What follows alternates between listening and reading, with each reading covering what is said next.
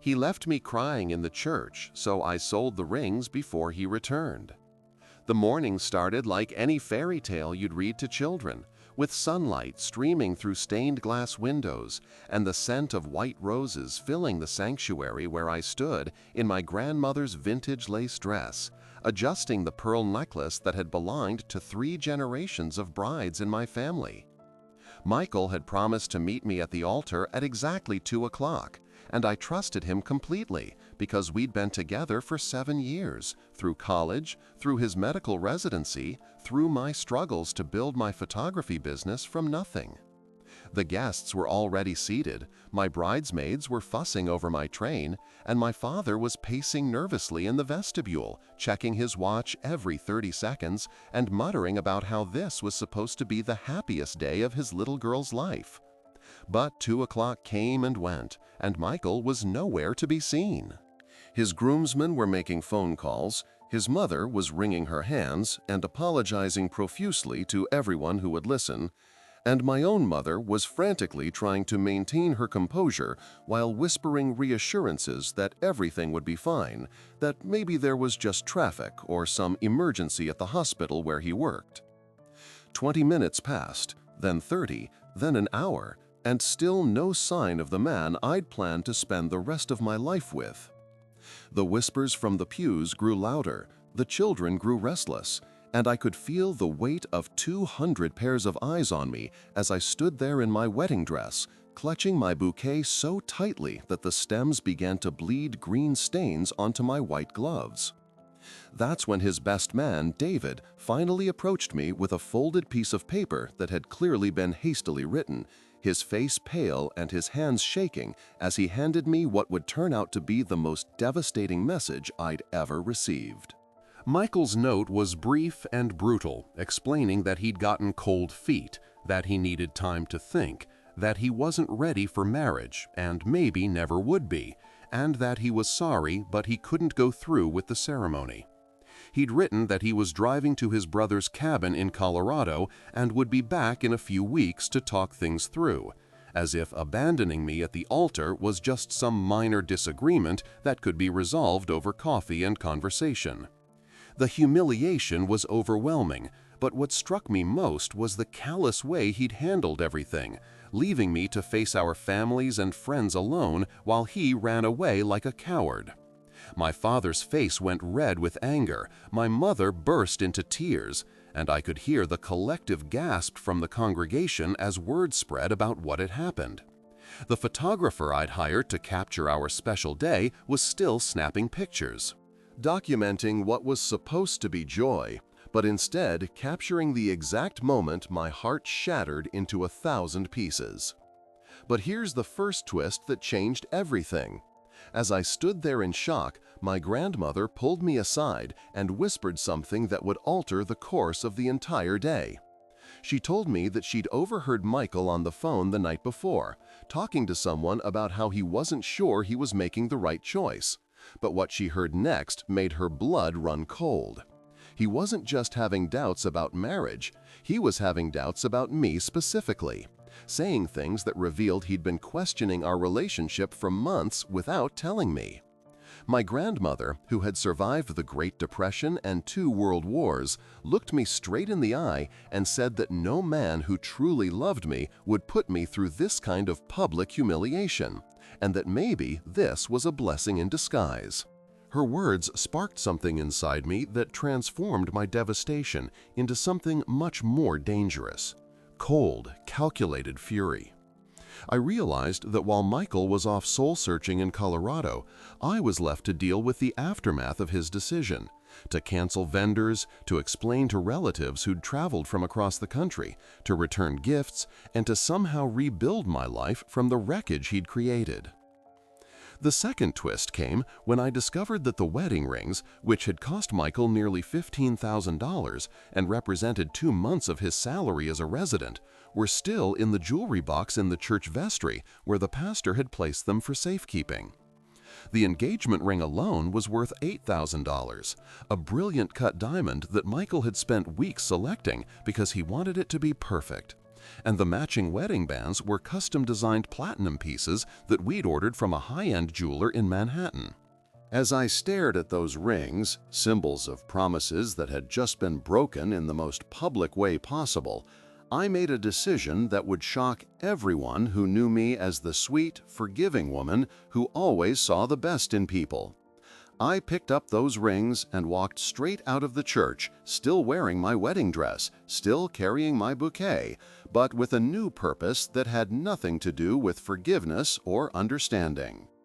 The third twist occurred when I realized that Michael had made a critical error in his hasty departure. He'd left his credit cards and checkbook at my apartment the night before the wedding, intending to retrieve them after our honeymoon. This meant that for the next few weeks, while he was hiding in Colorado feeling sorry for himself, he would have no access to his bank accounts and no way to make any major purchases. But I had something even better than access to his money. I had possession of rings that belonged to him legally, but represented the most painful betrayal I'd ever experienced.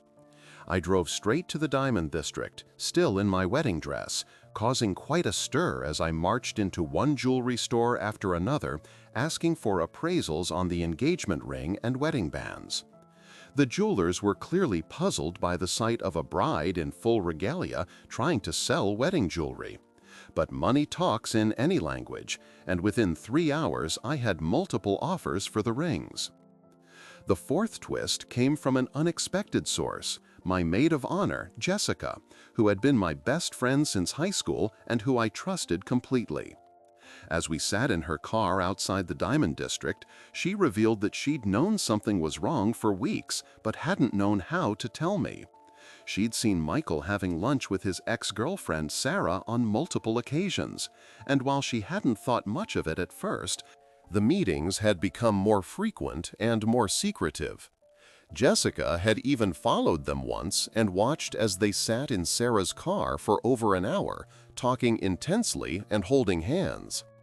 She'd been torn between loyalty to me and uncertainty about what she'd actually witnessed, but now she felt obligated to tell me everything. This revelation added another layer to Michael's betrayal because Sarah was the woman he'd dated all through college before we met. The woman he'd claimed was just a friend when she moved back to town 6 months earlier. The woman who had been calling and texting him with increasing frequency over the past few weeks. The fifth twist unfolded when I decided to call Sarah directly, using Michael's phone that he'd forgotten in his rush to escape. When she answered, expecting to hear Michael's voice, she was clearly flustered to hear mine instead. But what came out during our conversation was far worse than I had imagined. They hadn't just been meeting for coffee and casual conversation. Sarah revealed, either out of guilt or malice, that Michael had been telling her for weeks that he wasn't sure about marrying me, that he felt trapped by expectations and family pressure, and that he'd never gotten over their relationship. More devastating still, she admitted that they'd been intimate just 3 days before my wedding, in what Michael had described as a goodbye to their past before he committed to his future with me. The hypocrisy was staggering. While I'd been having my final dress fitting and confirming details with caterers, my fiancé had been sleeping with his ex-girlfriend and apparently using it as some twisted form of closure. The sixth twist involved my decision to not just sell the rings, but to use the money in a way that would send Michael a message he'd never forget. Instead of simply pocketing the cash or using it to pay off wedding-related debts, I decided to book a trip to Europe, something Michael and I had always talked about doing together but never could afford on his residence salary and my inconsistent photography income.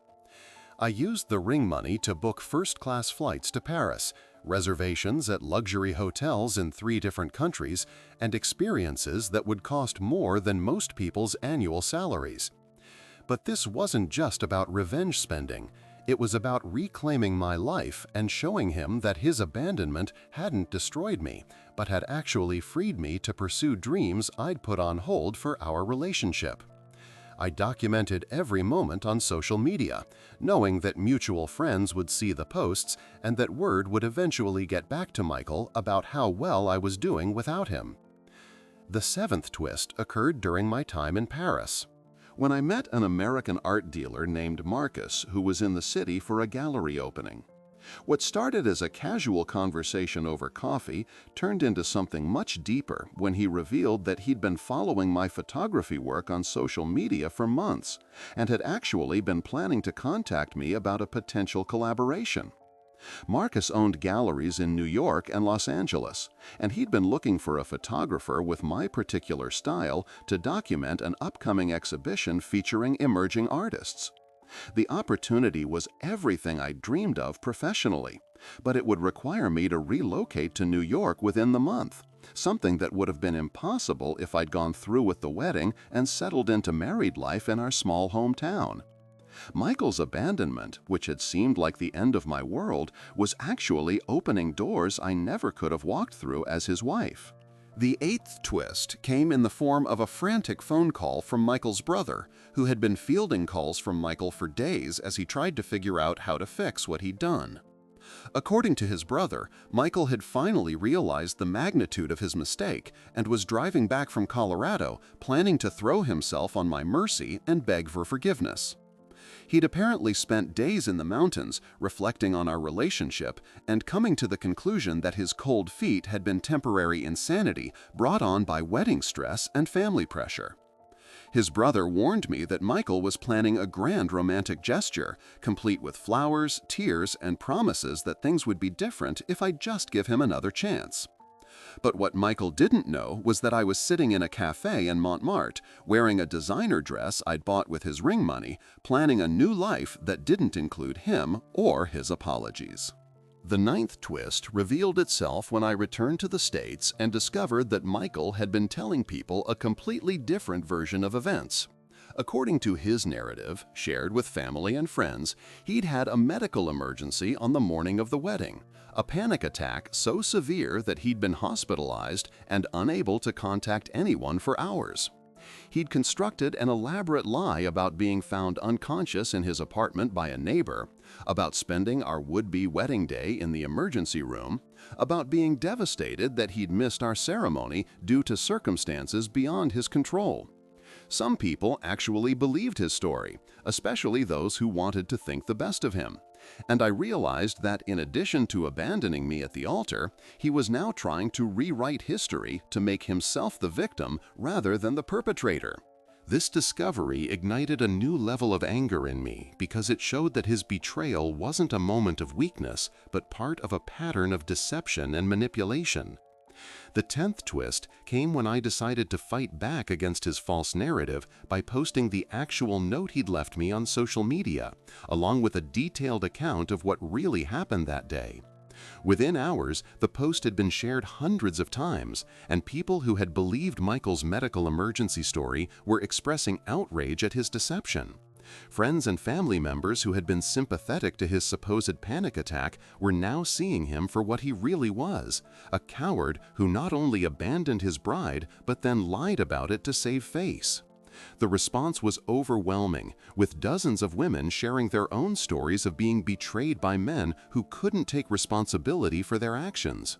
I realized that my experience, painful as it was, had struck a chord with people who understood the particular cruelty of being abandoned and then having the perpetrator play victim.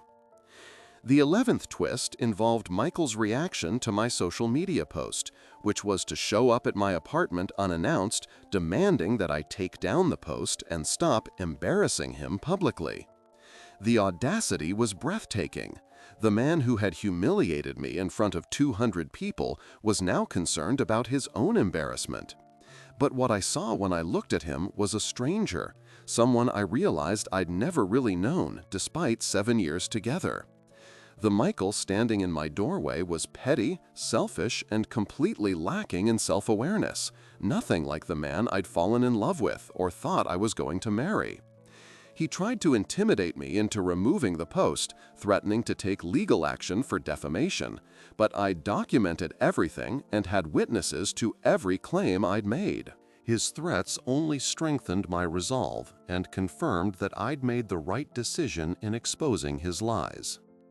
The 12th twist emerged when Michael's mother called to inform me that they'd discovered why Michael had really called off the wedding. It wasn't cold feet or panic attacks or even his rekindled relationship with Sarah. It was gambling debts that he'd been hiding from everyone, including me, for over a year. Michael had developed an addiction to online poker and sports betting that had cost him nearly $50,000, money he'd borrowed against his future earning potential as a doctor.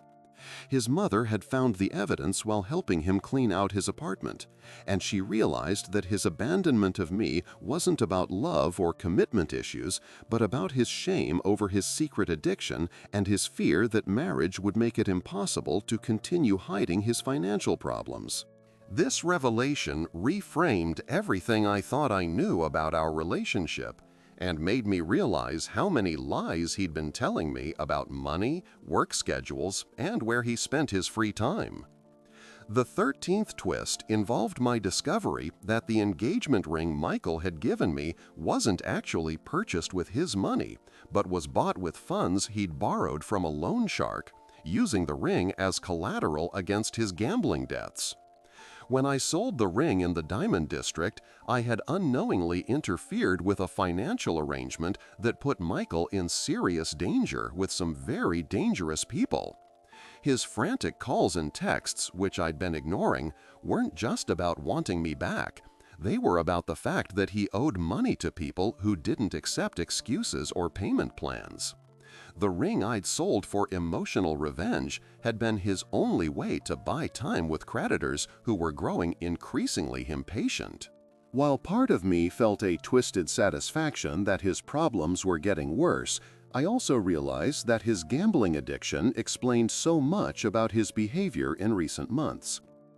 The 14th twist came when Sarah contacted me again, this time to warn me that Michael was telling people I'd stolen the engagement ring and that he was considering pressing charges against me for theft.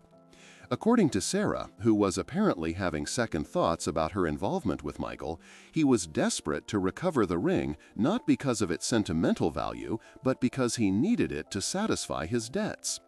She revealed that Michael had been using both of us, telling her that his relationship with me was just for show, while promising her that he would leave me after the wedding to be with her. But she'd also discovered his gambling addiction and realized that his financial problems made him a liability she couldn't afford to be associated with. Preserve the original language gave me time to prepare for whatever legal action Michael might attempt, and I consulted with a lawyer who confirmed that the ring had been given to me as a gift and was legally mine to do with as I pleased. The 15th twist occurred when I learned that Michael's gambling debts weren't his only secret. He'd also been stealing from the hospital where he worked, skimming money from petty cash and falsifying overtime records to generate extra income to feed his addiction. This information came from David, his former best man, who had been contacted by hospital administration as part of an internal investigation into financial irregularities. Michael was facing not just personal bankruptcy, but potential criminal charges that would end his medical career before it had really begun. The man I'd planned to build a life with was revealed to be not just a gambling addict and serial liar, but potentially a criminal who had jeopardized his entire future for the temporary high of placing bets he couldn't afford to lose.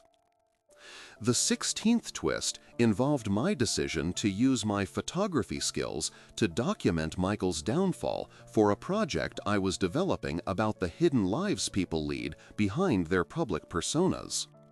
I'd been taking pictures and collecting evidence of his lies, his debts, his theft, and his manipulation, creating a visual narrative that showed how someone could present a completely false image to the world while their real life spiraled out of control. The project became a way for me to process my own trauma while creating art that spoke to broader themes about truth, deception, and the masks people wear. Marcus, the art dealer I'd met in Paris, was fascinated by the concept and offered to feature the project in an upcoming exhibition about contemporary portraiture and social documentation. The 17th twist came when I discovered that I wasn't Michael's only victim. He'd been engaged to another woman 2 years before he met me, and he'd called off that wedding just 3 weeks before the ceremony, citing similar concerns about not being ready for marriage. This information came from the woman herself, who had seen my social media post and reached out to share her own experience with Michael's pattern of behavior. She told me that he'd given her similar promises, similar explanations, and similar lies before disappearing from her life completely. Learning about his previous abandonment made me realize that what happened to me wasn't a momentary lapse in judgment, but part of a deliberate pattern of finding women to support his lifestyle and image until the pressure of actual commitment forced him to run. I wasn't special or unique.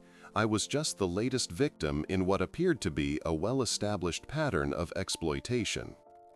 The 18th twist involved the revelation that Michael's gambling addiction had started in medical school, funded initially by student loans that were supposed to pay for his education.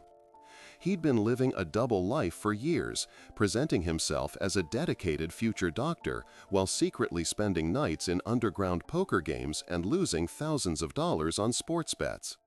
His academic performance had suffered, which was why he'd ended up in a less prestigious residency program than his grades should have qualified him for, and his debt load was far beyond what anyone knew. The student loans, the gambling debts, the money stolen from the hospital, and the loan shark arrangement for my engagement ring had created a financial house of cards that was finally collapsing, taking his career, his reputation, and his freedom down with it. The 19th twist came when Michael's loan shark contacts began calling me, having somehow gotten my number and believing that as his former fiancé, I might be willing to help him pay his debts.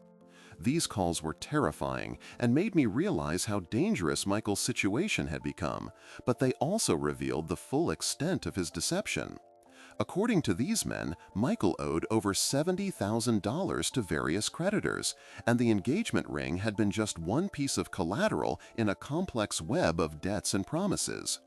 They warned me that Michael was likely to contact me for money, and they made it clear that they held me partially responsible for his inability to repay them since I'd sold the ring without their permission. I had to change my phone number and consider moving to a different address because Michael's problems had become my problems through no fault of my own. The 20th and final twist occurred when I realized that everything Michael had put me through, the abandoned wedding, the public humiliation, the lies, the manipulation, had actually been the best thing that ever happened to me. His betrayal had forced me to confront my own patterns of accepting less than I deserved, of making excuses for behavior that should have been unacceptable, of prioritizing his dreams and career over my own ambitions and happiness.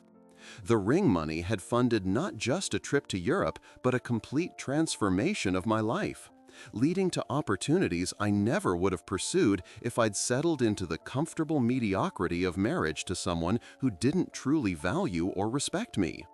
The photography project documenting his deception had launched my career in ways I'd never imagined possible.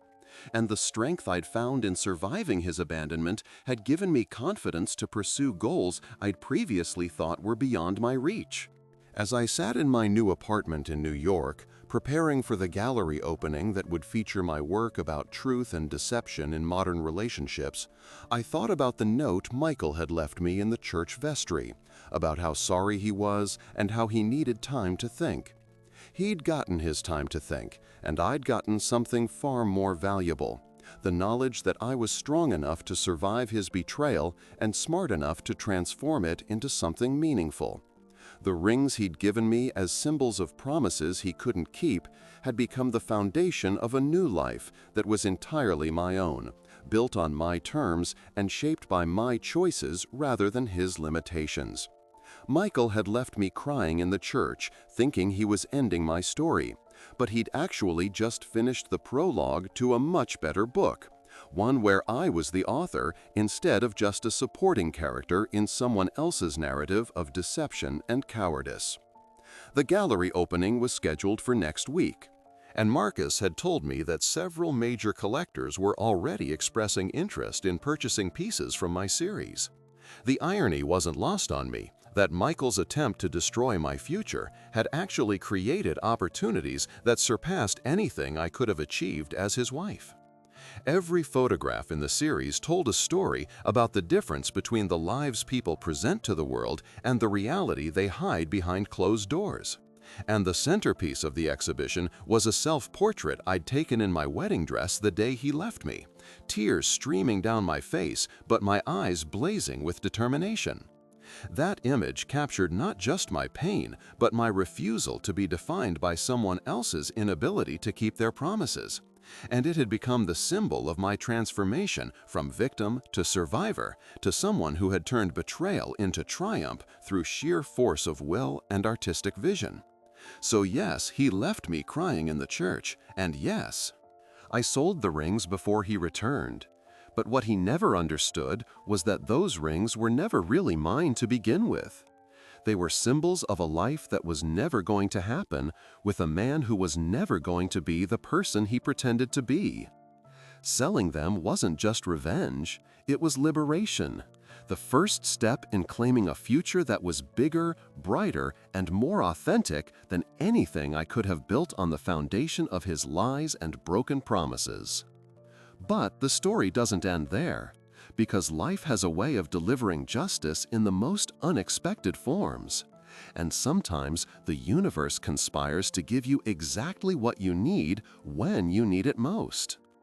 3 months after the gallery opening, as my photography career was gaining momentum and my new life in New York was settling into a comfortable rhythm, I received a phone call that would change everything once again.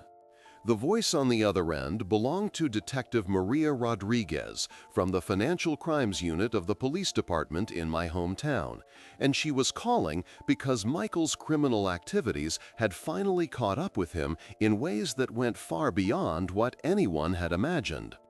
The hospital theft I'd learned about was just the tip of an iceberg that included insurance fraud, identity theft, and a sophisticated scheme to steal from elderly patients that had been going on for over 2 years. The 21st twist came when Detective Rodriguez revealed that Michael hadn't just been stealing petty cash from the hospital. He'd been systematically accessing the personal information of elderly patients, particularly those with dementia or other cognitive impairments, and using their identities to open credit cards, take out loans, and even file fraudulent tax returns.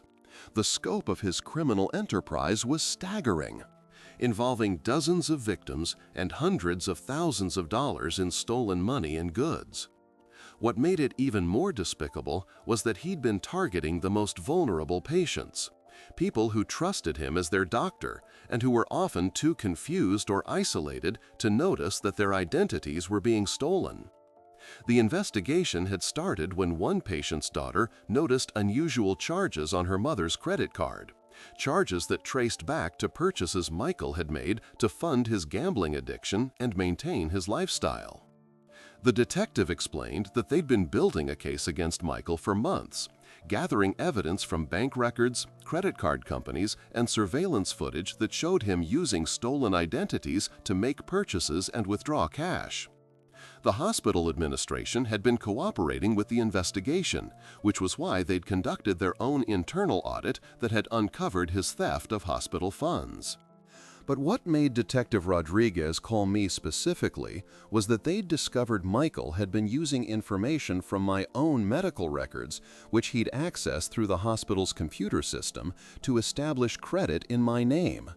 While we'd been engaged, he'd been systematically stealing my identity, along with those of his patients, using my social security number and personal information to open accounts that I knew nothing about. The discovery of this betrayal was somehow more painful than his abandonment at the altar because it revealed a level of premeditation and calculation that went beyond mere weakness or addiction. As Detective Rodriguez walked me through the evidence they'd collected, I realized that Michael's decision to call off our wedding hadn't been about cold feet or even his relationship with Sarah. It had been about his growing fear that marriage would make it impossible to continue using my identity for his crimes. As my husband, His access to my personal information would have been legitimate, but it also would have created a legal connection between us that would make it harder for him to claim ignorance if his crimes were discovered. His abandonment of me had been a calculated business decision designed to protect himself from the legal consequences of his criminal activities. This revelation reframed everything I thought I understood about our relationship and made me realize that I'd been nothing more than a resource to be exploited, just like the elderly patients whose trust he'd violated and whose identities he'd stolen. The 22nd twist emerged when I learned that my decision to sell the engagement ring had actually provided crucial evidence for the prosecution's case against Michael. The loan shark who had provided the money for the ring had kept detailed records of the transaction, including photographs of the ring and documentation of Michael's gambling debts. because he'd needed proof of the collateral in case he needed to recover his money through legal means. When the police investigating Michael's crimes had traced his financial activities, they'd discovered the loan shark arrangement and realized that the ring represented proceeds from his criminal activities. My sale of the ring had created a paper trail that investigators were able to follow, leading them to other evidence of Michael's crimes and providing them with witnesses who could testify about his illegal activities. What's more, the jeweler who had appraised and purchased the ring from me had been suspicious about the circumstances of the sale. A bride in a wedding dress selling an expensive engagement ring just hours after what should have been her wedding, and had kept detailed records of the transaction, including photographs and a copy of my identification. When investigators contacted him as part of their investigation, he was able to provide evidence that supported my claim that the ring had been given to me as a gift and that I had legal right to sell it. This documentation became important because Michael's defense attorney was trying to claim that the ring had been purchased with stolen money and should be considered evidence that needed to be recovered.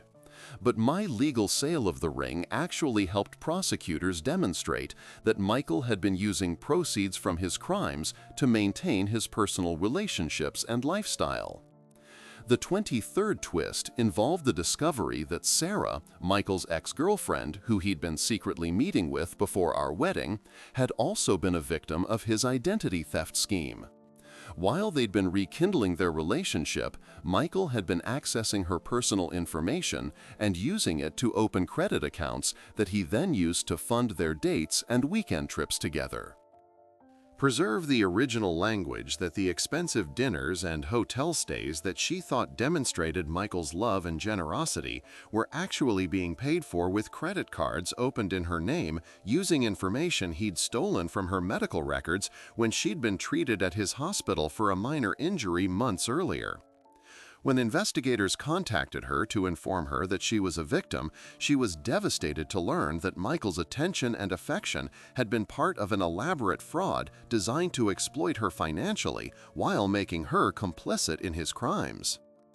Sarah's victimization added another layer to the case against Michael because it demonstrated that his criminal activities weren't limited to elderly patients but included anyone whose personal information he could access through his position at the hospital. The prosecutor explained to me that Michael's systematic exploitation of people who trusted him as a medical professional made his crimes particularly egregious and would likely result in enhanced penalties if he were convicted. The fact that he'd targeted his own girlfriend and fiancée for identity theft showed a level of callousness and calculation that went beyond simple financial desperation and suggested a complete lack of empathy or moral boundaries. The 24th twist came when I realized that my social media posts about Michael's abandonment and lies had actually helped other victims come forward with their own stories about his criminal activities. Several elderly patients' family members had seen my posts and recognized similarities between Michael's behavior in our relationship and suspicious activities they'd noticed involving their relatives' financial accounts. One woman contacted me directly to say that my description of Michael's lies and manipulation had reminded her of concerning behavior she'd observed when he was treating her father, behavior that had made her uncomfortable at the time, but that she hadn't been able to articulate until she read my account of his deception. These additional witnesses and victims strengthened the case against Michael and provided investigators with evidence of a pattern of criminal behavior that extended far beyond what they'd initially discovered.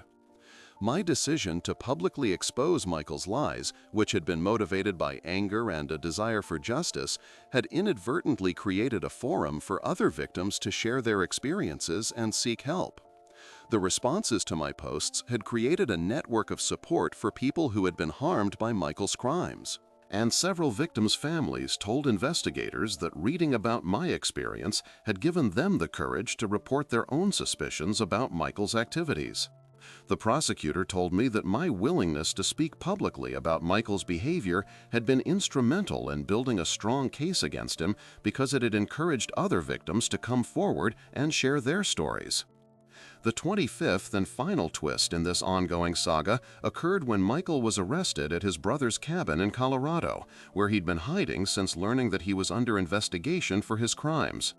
The arrest was dramatic and widely covered by local media because Michael had barricaded himself inside the cabin and threatened to harm himself rather than face prosecution for his crimes.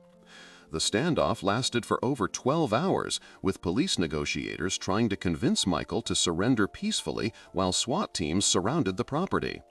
During the negotiations, Michael made several phone calls to people from his past, including me, Sarah, and his previous ex-fiancée, apparently trying to apologize for his actions and seeking forgiveness before what he believed might be his final moments. When Michael called me during the standoff, his voice was broken and desperate, and he tried to explain his actions as the result of mental illness and addiction rather than deliberate criminal intent. He claimed that his gambling addiction had driven him to make increasingly desperate choices, that he'd never intended to hurt anyone, and that he was sorry for everything he'd put me through. But listening to his words, I realized that even in his darkest moment, Michael was still trying to manipulate and control the narrative, still trying to present himself as a victim of circumstances rather than taking responsibility for the deliberate choices he'd made to exploit and harm vulnerable people. His apology felt hollow and self-serving, focused more on seeking absolution for himself than on acknowledging the real harm he'd caused to his victims. The phone call lasted only a few minutes before police negotiators convinced Michael to end the call and focus on their efforts to resolve the situation peacefully. But those few minutes gave me closure that I hadn't realized I needed. Hearing Michael's voice, broken and desperate and still fundamentally dishonest, confirmed that I'd made the right choice in refusing to take him back when he'd tried to reconcile after abandoning me at the altar. The man I'd planned to marry had never really existed. He'd been a carefully constructed facade designed to hide the criminal and manipulator that Michael really was. My escape from that marriage hadn't just saved me from a life of lies and betrayal. It had saved me from becoming an unwitting accomplice to his crimes against some of society's most vulnerable members. Michael eventually surrendered to police and was charged with over 30 counts of identity theft, fraud, and elder abuse, crimes that carried potential sentences totaling over 50 years in prison. The trial, when it finally took place, lasted for 3 weeks and featured testimony from dozens of victims and their family members, each sharing stories about how Michael had violated their trust and stolen their identities to fund his gambling addiction and maintain his lifestyle. I was called as a witness to testify about Michael's use of my personal information for fraudulent activities. And sitting in that courtroom, watching him in handcuffs and prison clothes, I felt a complex mixture of satisfaction and sadness. Satisfaction because justice was finally being served. but sadness for all the people who had been harmed by his crimes and for the waste of potential that his criminal choices represented. The evidence against Michael was overwhelming, and his defense attorney's attempts to argue that he was mentally ill and deserved treatment rather than punishment fell flat in the face of testimony that revealed the calculated and systematic nature of his crimes. The prosecutor painted a picture of a man who had deliberately chosen to exploit his position as a medical professional to prey upon vulnerable patients, who had maintained elaborate lies and deceptions to cover his tracks, and who had continued his criminal activities even when he could see the harm they were causing to innocent people.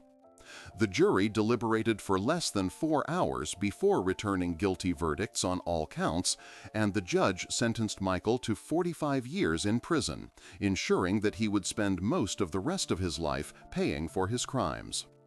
As I left the courthouse after Michael's sentencing, I thought about the journey that had brought me to that moment. From the devastating abandonment at the altar, to the discovery of his criminal activities, to the final resolution of his case. The rings that I'd sold in anger and desperation had become evidence in a criminal trial, symbols not of broken promises, but of justice served and victims vindicated.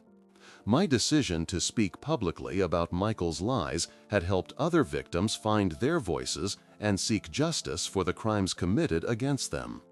The pain and humiliation I'd experienced had been transformed into something meaningful and powerful, a force for justice that had helped bring a dangerous criminal to account for his actions. The gallery exhibition featuring my photography project about truth and deception had been extended twice due to popular demand, and the series had been acquired by a major museum for their permanent collection.